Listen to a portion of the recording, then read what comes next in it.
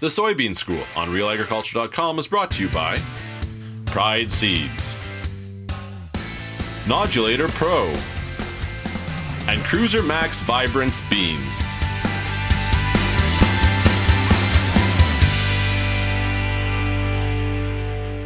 Hello, I'm Dale Leftwich with RealAgriculture. Today I'm with Glenda Cleasy, the Growth Team Advisor with Federated Co-op. How are you doing today, Glenda? I'm doing great. Thank you, Dale. Good. We're standing in front of a soybean field. Last year in Saskatchewan, there was a huge problem with soybeans drying down too fast before the green came out of them. Can you tell us a little bit about what you saw last year in these soybean fields? Sure, Dale. So what was happening in some cases, in some areas where they didn't have the moisture, particularly in July and August, which is really what soybeans need at their pod fill stage, the soybeans were just drying down so quickly due to that lack of moisture that they dried down really faster than the green could come out of the seed coat. So even though the cotyledon inside the seed was yellow and mature, the outside of the seed still had a bit of a green tinge to it. And in some cases, you know, soybeans are new to Saskatchewan. Right. So producers were seeing this green in the seed coat and were holding off on harvest, thinking that the green would disappear. And in some cases, we were finding that they were really waiting too long to harvest them because the seed inside was drying to a moisture lower than we'd like to see at the time of harvest. So then it became a problem with having green seeds and being too dry. Is that what you're saying? Well, they were dry, and so, you know, a producer is really losing yield essentially as the moisture is coming out of the seed, and they're sold often on a % moisture, and also you're really risking a lot more mechanical damage because you're letting them dry down to the point where they're at a higher risk for mechanical damage. So that's splitting of the soybeans and other kinds of damage like that when you're combining and augering and stuff. Right. When you're just moving, you know, soybeans, their seed coat is susceptible to that type of damage, and the drier it gets, it just increases the susceptibility of that damage. So there are actually a couple different ways that the seed can be green, I think. One is actually a green cotyledon, and then the other one is a little bit on the green side as far as the seed coat. Can you actually talk a little bit about what the Grain Commission accepts and what the problems are between the two of them? Sure. So there's a couple of differences, like you mentioned. One is that the inside of the seed really is still green. So you can split it open, have a look, and see if that cotyledon inside the seed is green. Now that is a green seed, and that is a discount. It's a grading issue. Yeah.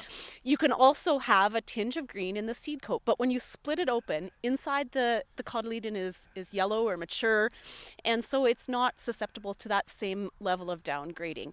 And what we have seen is producers have found that when they are harvesting them and they get them in the bin, maybe on aeration for a couple of days, it will pull that green out of the seed coat itself. You're not going to see that pull out of an immature seed as a green cotyledon.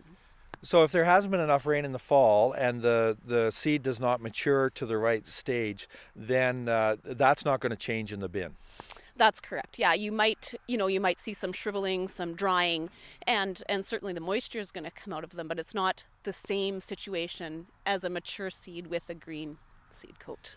So farmers who have grown canola are quite used to taking and rolling out some seeds and kind of establishing for themselves what the green seed count. I think in this situation, you'd probably be recommending that they actually take it to a buyer to do that kind of work. Yeah, you can take it to a buyer, have them cut some open, have a look, give you some indication of where that green is.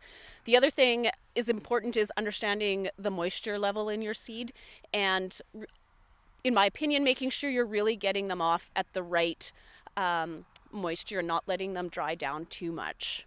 So in Manitoba now they're having a similar sort of problem to what was happening in Saskatchewan last year. Mm-hmm. And so what kind of advice would you, if there was a farmer standing here and he was saying, what should I do with my soybeans, what kind of advice would you give to him?